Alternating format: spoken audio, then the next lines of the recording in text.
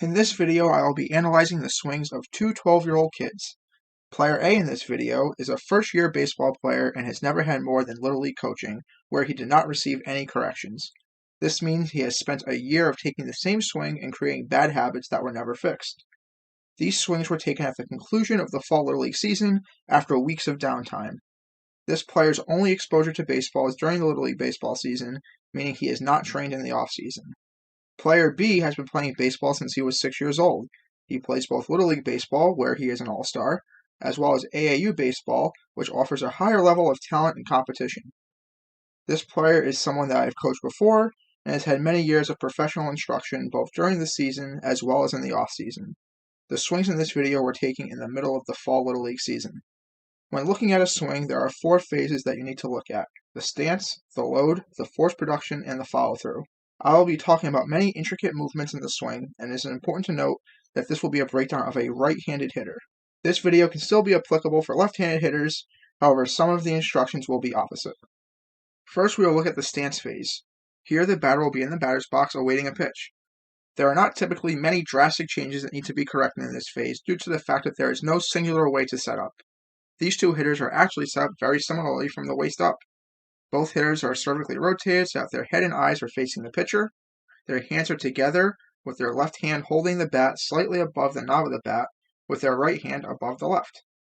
Their hands are above their right shoulder, around the height of their back ear, a few inches away from their ear.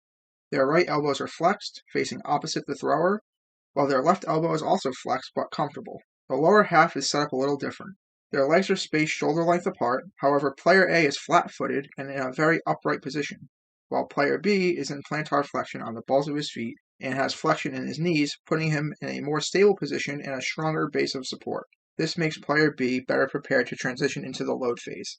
As the pitcher begins their delivery, the batter will transition from the stance to the load phase. Player A's load is almost non-existent, with the exception of a slight glitch of the hands moving away from the pitcher. Player B, on the other hand, demonstrates the proper way to get into the load phase.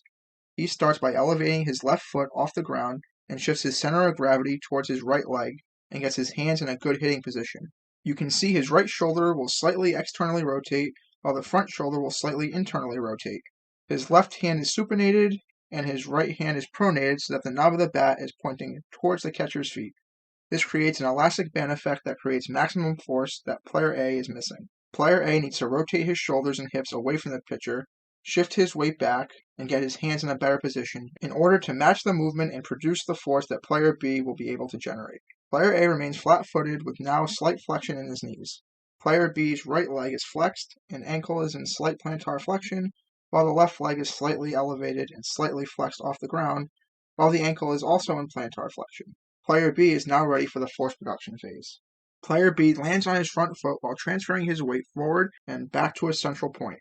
Player A is slightly shifting his weight forward to the pitcher, however because he never loaded properly, he is transferring his weight onto his front foot and is not balanced nor generating the same amount of force on impact. In both swings, the neck and head rotate internally in order to track the ball coming towards them. As both players are just about to make contact with the ball, their right hands adduct and their left hands abduct. Their left elbows are flexed until contact. At contact, their elbows are mostly extended. Their right shoulders are experiencing scapular abduction, while their left shoulder experiences scapular adduction. The front arm of player B is pulling the bat towards the ball, while the back arm is being guided by the front arm. Player B has his right hand supinated and left hand pronated so that the knob of the bat is now facing the ball coming in. Player A, on the other hand, is guiding the bat to the ball with his top hand. As you can see, the knob of his bat is facing down to the ground and not towards the ball. This is creating a downward choppy swing, unlike player B, who has a more level swing. The movements of the wrist and arms in player B's bat path generate the most amount of force and contact.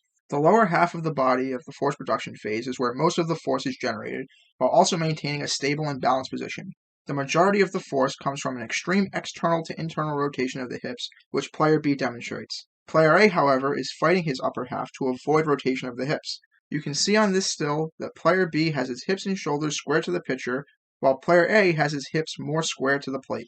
As a result of an incorrect shift of weight and lack of hip turn, player A's back leg is in an upright position and his back foot is flat on the ground. Player B's back knee is flexed and pointed towards the ground, with his heel off the ground in plantar flexion so that the sole of his foot is facing the catcher. During the force production phase, player A is not rotating his hips. The turn of the body towards the thrower is coming from lumbar rotation. This is a major problem because he's taking away a lot of the force applied to the ball. He is also chopping down at the ball, unlike player B, who is bringing the knob of the bat to the ball and is keeping the bat laterally through the zone. Player B's bat path will generate force on impact as well as creating a larger margin of error, increasing contact success.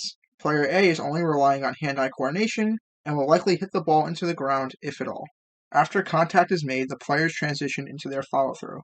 Player B's head and eyes remain still at the contact point. His hands are strongly gripping the bat, and his arms continue through the path where his hands will finish near his front ear, above the shoulder, and his back elbow pointing towards the pitcher. This allows him to maintain a strong, forceful swing through the zone.